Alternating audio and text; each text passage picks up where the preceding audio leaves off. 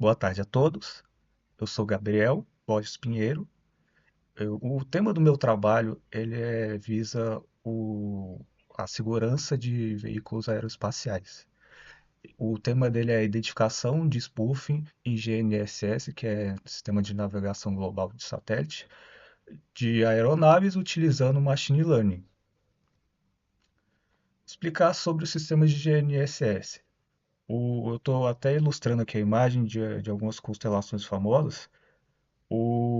A mais famosa é o GPS. Ele é a espinha dorsal para várias operações críticas aéreas, tanto nas telecomunicações e principalmente em navegação precisa de veículos aéreos, como podem ser comercial, militar e principalmente voantes ou drones, né?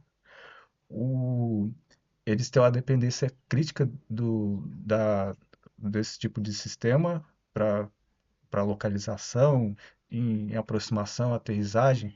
E se a estimação incorreta disso pode levar a desvio de rotas seguras, violar espaço aéreo, colisão principalmente.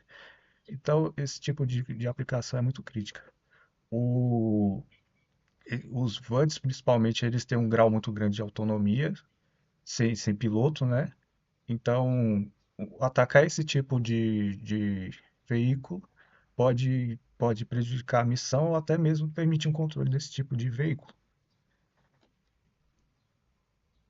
Aí explicar sobre alguns os ataques, né?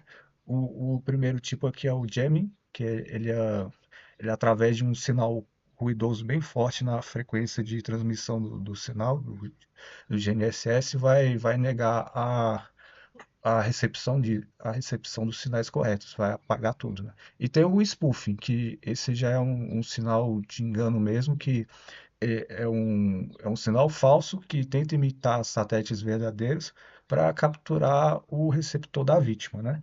Aí eu estou até mostrando aqui a ilustração, são satélites verdadeiros e o spoofer que tenta imitar eles para falsificar a recepção. O objetivo do trabalho é resumidamente, desenvolver e avaliar um algoritmo de machine learning que é capaz de identificar e fazer a classificação de ataques de spoofing em receptores de GNSS embarcados em aeronaves. Essa aeronave foi, no dataset que eu usei, ela foi simulada, vou comentar. E com isso, a proposta técnica é implementar esses algoritmos de machine learning para monitorar tanto métricas de qualidade do sinal quanto a consistência desses dados, né? E para reconhecer os padrões associados a spoofing, para evitar que esses dados corrompidos sejam utilizados para calcular a posição do veículo. E sobre o dataset, eu utilizei um dataset feito por pesquisadores, um grupo de pesquisadores que ele fez a captura de sinais de GPS reais dentro de um recinto. Aí eu mostro aqui nessa figura, em vários pontos. Eles capturaram via o software definido por rádio, né? Rádio definido por software e em diferentes pontos com o veículo em movimento e pós-processaram esses sinais para emular um veículo aéreo. Sobre esse dataset, ele tem 13 features para fazer a análise. Ele tem tanto sinais de identificação como PRN, tempo. Ele também tem medidas de navegação como a pseudodistância, o Doppler, a potência do sinal, a fase da portadora e também uns correlatores que ele pós-processou depois. Tudo isso para verificar os padrões do sinal. E as classificações no dataset são quatro. Uma do sinal legítimo, que não sofreu ataque, e outras três de sinal com spoofing, desde ataque mais simplista, um intermediário que já tem um pouco mais de efeitos como Doppler, alguma distorção, e um ataque sofisticado que inclusive tem antenas e é mais complicado. De- Lá do dataset eu obtive os dados desse arquivo, dessa planilha aqui, ela é uma tabela bidimensional com canais já simplificados para poder ir direto ao ponto. A metodologia. Começando aqui, verifiquei que não tinha dados valores nulos na tabela, já estava bem tratada. Então eu só tratei de normalizar as features com o Standard Scalar para e não Robust Scalar, porque tinha que preservar a influência dos outliers, que eles são importantes para esse tipo de ataque de spoofing, né? Sinais espúrios. O balanceamento, eu até mostrei aqui a distribuição das classes. A classe dos sinais legítimos ela está muito mais desbalanceada do que os de ataque. Então tem que fazer um oversampling. Eu escolhi o Smote.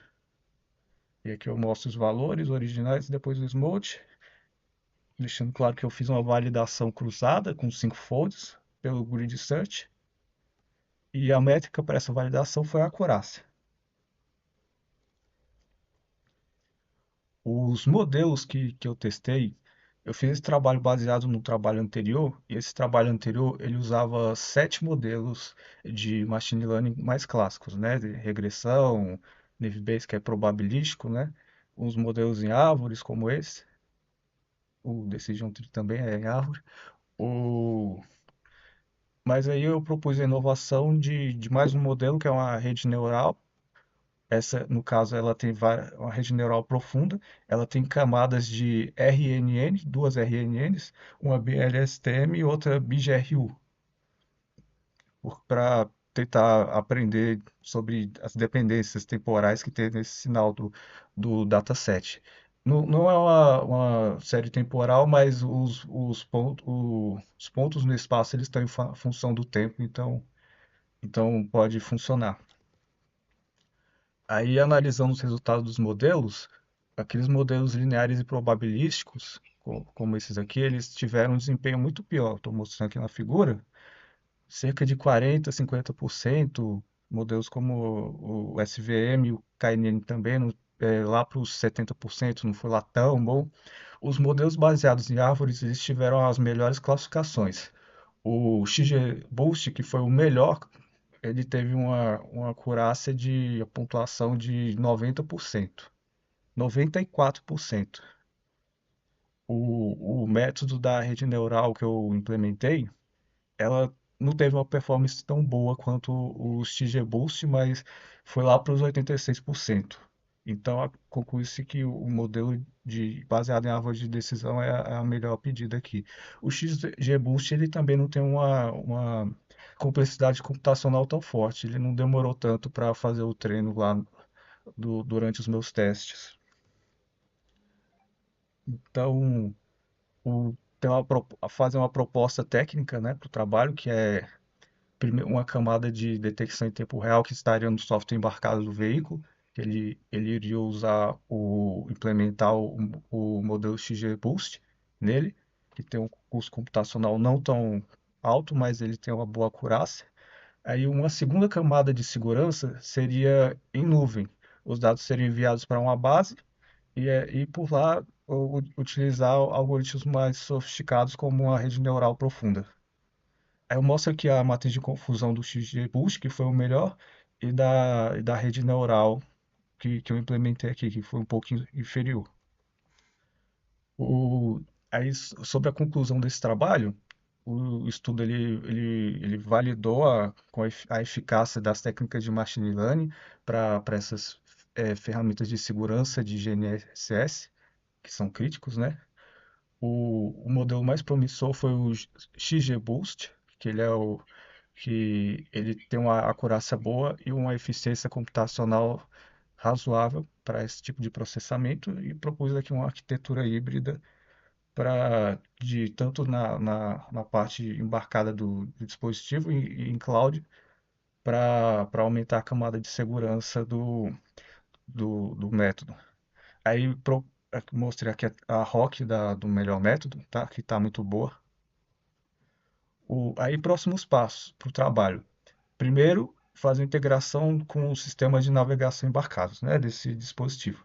Também seria bom fazer uma expansão para detectar o jamming, que são ataques talvez até mais frequentes, validar em cenários reais e testar em hardware de aviônica de verdade, né?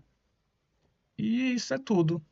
Aqui é a referência do dataset, meus contatos, e muito obrigado pela atenção.